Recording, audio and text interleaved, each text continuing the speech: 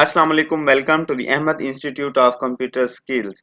आज हम एक नई सीरीज शुरू करने जा रहे हैं। लारावेल के अंदर हम बनाएंगे एक ऐप बनाएंगे जिसके अंदर मैं कैटेगरी का एक मॉड्यूल बनाऊंगा और कैटेगरी के मॉड्यूल के अंदर मैं क्या करूंगा, मैं प्रोडक्ट को स्टोर करवाऊंगा।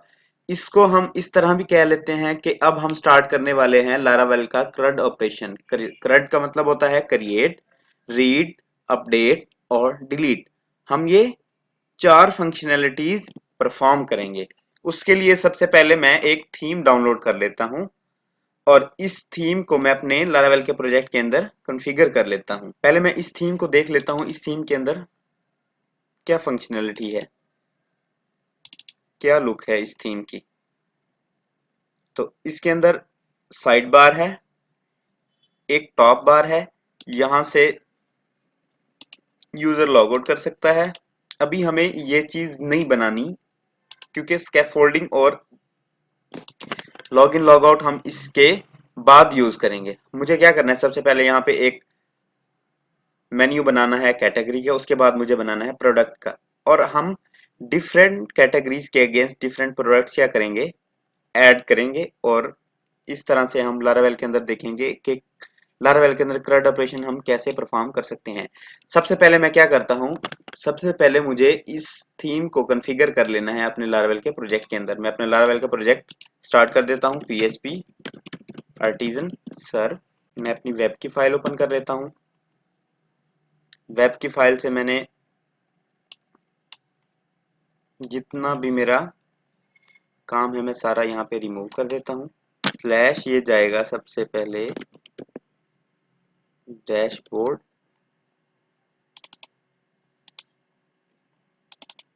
डैशबोर्ड पे इसको नेम दे देते हैं डैशबोर्ड का। होम, होम के अंदर हम सारा डिलीट करके हम यहाँ पे बना लेते हैं जस्ट एक फंक्शन, पब्लिक फंक्शन डैशबोर्ड। अब मुझे क्या करना है, सबसे पहले मैं अपने इस एक्सट्रैक्ट कर लेता हूँ इसे।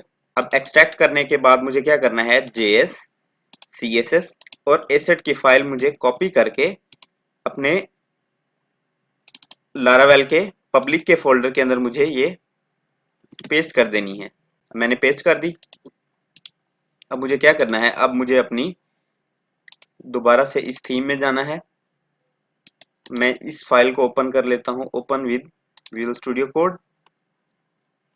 अब मुझे यहां से ये सारी फाइल कॉपी कर लेनी है और अब मैं return view category dot index, ठीक है। अब मुझे क्या करना है, मुझे रिसोर्सेज के अंदर जाना है, व्यूज के अंदर जाना है। मैं यहाँ पे लिखूंगा category slash index dot blade dot PHP। अब इससे क्या होगा, एक फोल्डर बन गया कैटेगरी का, इसके अंदर मेरे पास फाइल बन गई index dot blade dot PHP की। अगर मैं यहाँ पे अपना ये कोड जो HTML dot index dot HTML का मैंने कॉपी किया, अगर मैं यहाँ पे पेस्ट करके मैं अपना सर्वर रन करूं तो मुझे यहाँ पे देखने को मिलेगा मेरी वो थीम यहाँ पे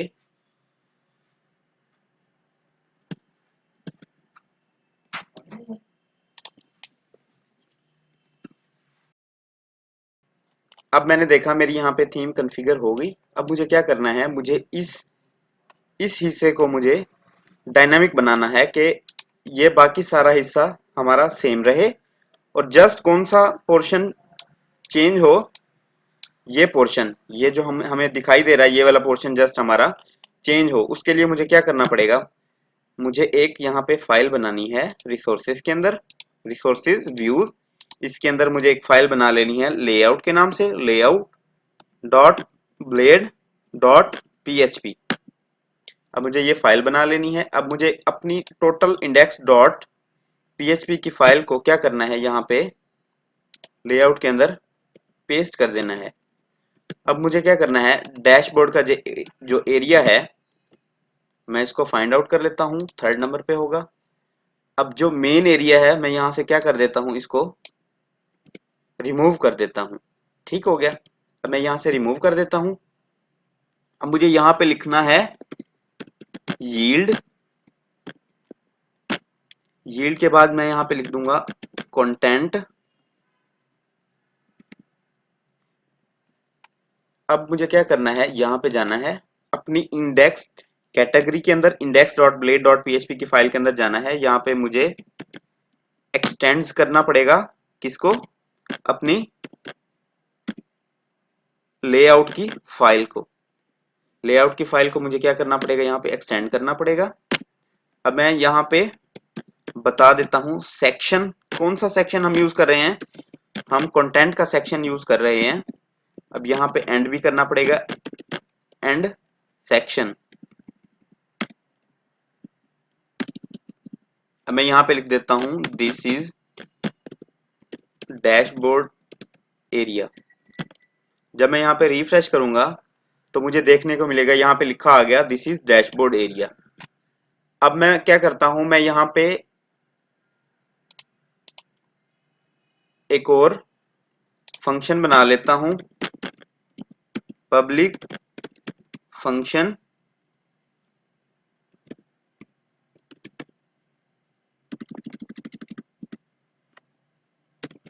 इंडेक्स। और अब मुझे क्या करना है, इसको यहाँ पे यूज कर लेना है। और यहाँ के लिए मुझे एक अलग से फाइल बना लेनी है डैशबोर्ड की, डैशबोर्ड। और मैं क्या करूंगा, इसी तरह से व्यूज के अंदर जाके एक फाइल बना लूंगा डैशबोर्ड के नाम से, dashboard dot blade dot PHP. ठीक हो गया। मैंने यहाँ से इसको कॉपी कर लेना है और यहाँ पे पेस्ट कर देना है दिस इज डैशबोर्ड एरिया। और ये बताएंगे हम this is category index area. ठीक हो गया। अब मैं वेब के अंदर चला जाता हूँ, मैं एक नया राउट बना लेता हूँ। मैं यहाँ पे लिख दूंगा कैटेगरी। अब मुझे यहाँ पे लिख देना है इंडेक्स। अब यहाँ पे मुझे लिखना है कैटेगरी डॉट इंडेक्स। मैं अपने राउट का नाम बता रहा हूँ इसको ये।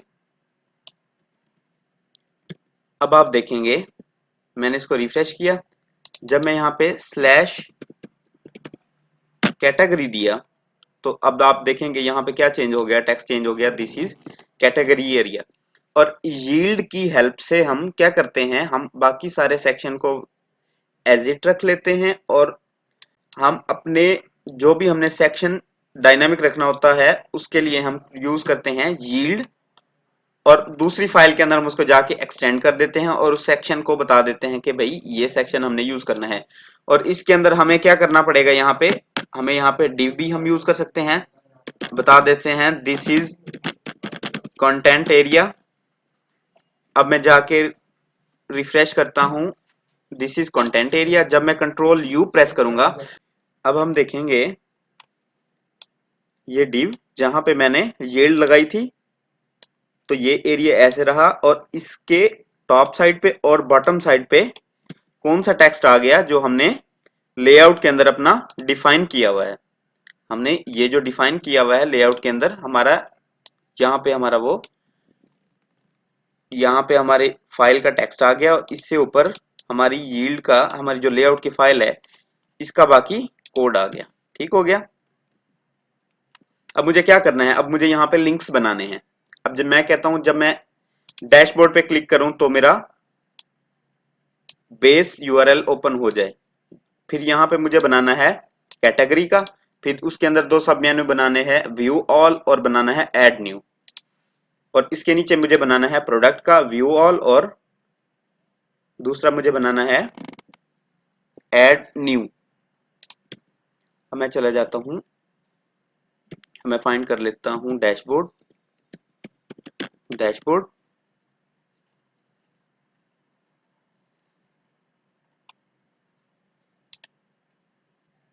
मुझे यहाँ पे क्या करना है, यहाँ पे लिंक लगा देना है।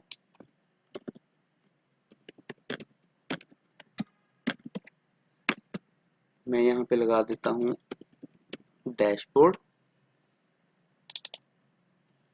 और यहाँ पे मैं बता देता हूँ इसको प्रोडक्ट एरिया है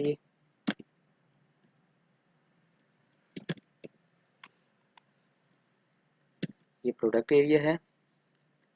और मुझे लेआउट के बजाय यहाँ पे लिखना है कैटेगरी,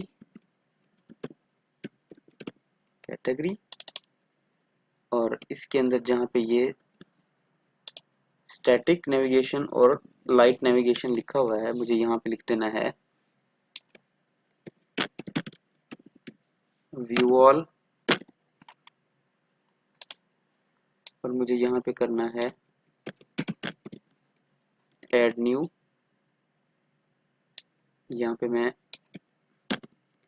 लिंक दे दूंगा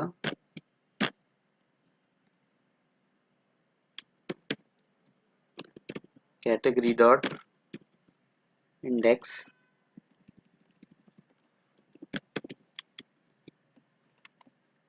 और मैं क्या करता हूँ, एक और राउट बना लेता हूँ कैटेगरी स्लैश क्रिएट। और यहाँ पे बता देता हूँ कैटेगरी डॉट क्रिएट।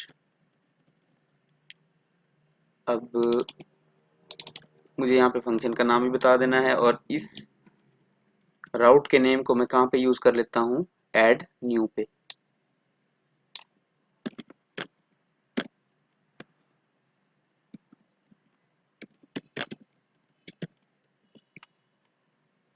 अब देखेंगे जब मैंने डैशबोर्ड पे क्लिक किया तो ये डैशबोर्ड पे चला गया।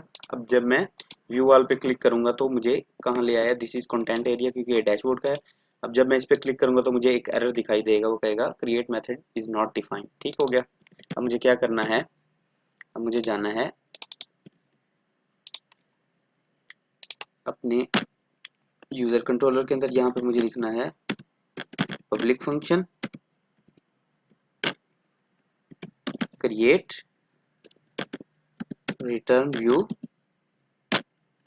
और अब मुझे यहाँ पे लिखना है कैटेगरी डॉट क्रिएट।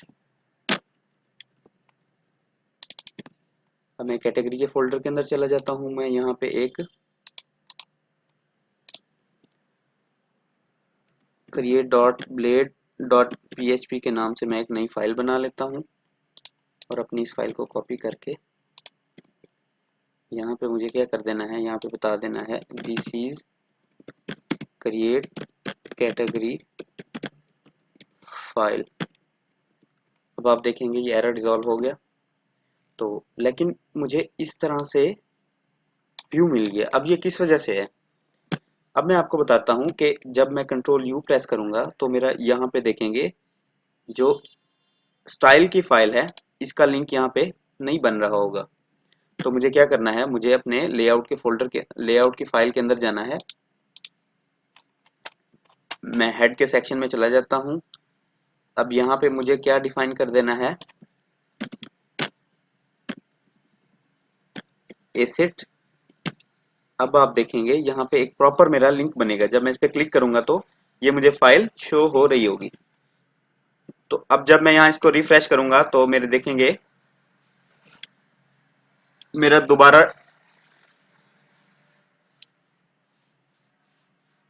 मेरा डिजाइन दोबारा से इसी हालत में वापस आ गया। ठीक हो गया। This is content add new पे वो कहेगा क्रिएट कैटेगरी। ठीक हो गया। डैशबोर्ड पे क्या कहेगा, वो डैशबोर्ड। ठीक हो गया। अब इसी तरह से मैं देखता हूँ एक दो चीजें हमारे पास फुटर सेक्शन के अंदर भी होंगी, मुझे उसको भी प्रॉपरली लिंक बना देना है। उसके लिए एसेट, जहाँ पे HTTPS नहीं लगा होगा वहां पे मैंने लिंक बना देना है।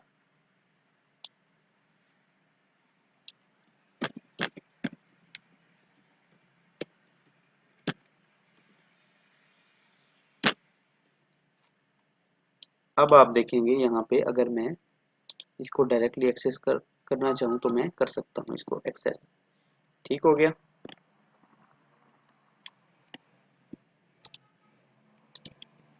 अब मुझे क्या करना है, अब मुझे मॉडल बनाना है, कैटेगरी का मॉडल बनाना है, कैटेगरी का कंट्रोलर बनाना है और कैटेगरी के लिए मुझे माइग्रेशन बनानी है। तो इसके लिए मैं कमांड रन करता हूं php artisan मेक मॉडल। अब मैं यहाँ पे बता दूंगा कैटेगरी। अब यहाँ पे -mr, -mr का मतलब होगा कि वो माइग्रेशन बनाएगा और एक सी लिख देता हूं, एक वो कंट्रोलर बनाएगा। एंटर प्रेस किया तो अब आप यहाँ पे देखेंगे एक मॉडल बन गया, एक माइग्रेशन बन गई। इसके बाद यहाँ पे एक क्या बन जाएगा, कंट्रोलर बन जाएगा। ठीक हो गया। अब मैं अपनी माइग्रेशन में चला जाता हूँ, डेटाबेस माइग्रेशंस। यहाँ पे मैंने नई माइग्रेशन बनाई है, कैटेगरीज के नाम से ऑलरेडी बन गई, क्योंकि हमारा जो माइग्रेशन का टेबल होता है उसका नाम हमेशा सिंगुलर में नहीं होता, प्लूरल में होता है। मैं यहाँ पे आईडी डिफाइन कर देता हूँ, बिग इंक्रीमेंट आईडी। इसके बाद मुझे दूसरा यहाँ पे एट्रीब्यूट दे देना है स्ट्रिंग कैटेगरी नेम। अब मैं क्या करता हूँ, अब मैं इसे माइग्रेट करवा लेता हूँ, php artisan migrate, php artisan migrate। अब मेरा कैटेगरी का टेबल माइग्रेट हो गया। ठीक हो गया। अब मुझे क्या करना है, मुझे अपने यूजर कंट्रोलर से अपने फंक्शन निकाल के मैं अपने कैटेगरी के कंट्रोलर के अंदर मैं पुट कर देता हूँ। ठीक हो गया। मैं यहाँ पे यूज कर लेता हूँ कैटेगरी कंट्रोलर।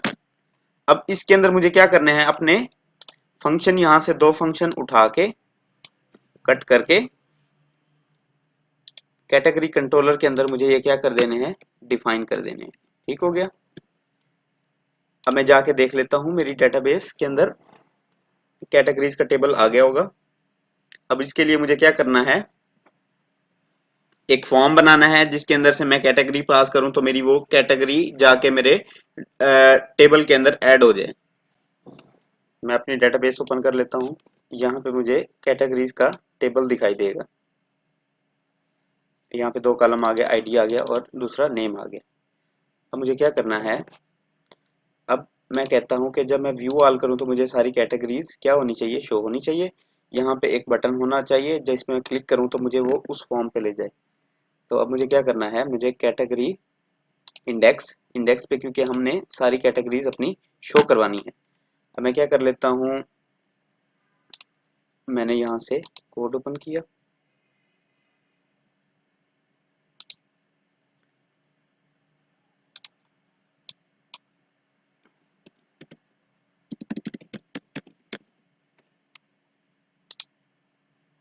अब मैं ये मेन एरिया कॉपी कर लूंगा यहाँ से, और यहाँ पे मुझे मेन एरिया को क्या कर देना है, पुट कर देना है। अब जब मैं इसको रिफ्रेश करूंगा तो देखेंगे यहाँ पे मेरा आ गया। मुझे ये दो पोर्शन मुझे रिमूव कर देने हैं। जस्ट मुझे कौन सा पोर्शन रखना है, डेटाबेस एग्जाम्पल का, डेटाबेस एग्जाम्पल का जस्ट पोर्शन मुझे रखना है। इसके अलावा जो दो पोर्शन है मुझे क्या कर देने हैं, रिमूव कर देने हैं। ये भी रिमूव कर दिया और ये सेक्शन भी क्या कर दिया, रिमूव कर दिया। और यहाँ पे मुझे दे देना है कि ऑल कैटेगरीज। जब रिफ्रेश किया तो देखेंगे यहाँ पे ऑल कैटेगरीज आ गया। अब मैं यहाँ पे भी इसको एडिट कर देता हूँ, इसको लिख देता हूँ कैटेगरीज। ठीक हो गया। अब इसका मैं टी फुट भी डिलीट कर देता हूँ, टी बॉडी भी डिलीट कर देता हूँ। अब मुझे यहाँ पे जस्ट 3 कॉलम चाहिए, आईडी या जिसको हम कहते हैं सीरियल नंबर, यहाँ पे उस कैटेगरी का नेम, कैटेगरी नेम, और आगे मुझे एक और कॉलम चाहिए, कौन सा, एक्शन का, TRTD सीरियल नंबर 1। और दूसरे पे मुझे क्या दे देना है, कोल्ड ड्रिंक। एक्शन को अभी मैं एम्प्टी रख लेता हूँ। जब मैंने रिफ्रेश किया तो आप देखेंगे 1 सीरियल नंबर 1 कोल्ड ड्रिंक, और यहाँ पे क्या एक्शन में मेरा आएगा एडिट और डिलीट का ऑप्शन आएगा। ठीक हो गया। अब मैं क्या करना है, मुझे यहाँ पे एक बटन लगाना है ऐड न्यू कैटेगरी का। अब मैं यहाँ पे चला जाता हूँ ऊपर, बल्कि मैं ये डिलीट कर देता हूँ। यहाँ पे मैं एक बटन बना लेता हूँ, button add new category. Button के बजाय मैं इसको कर देता हूँ ए टैग, क्योंकि इसके अंदर मुझे देना है href।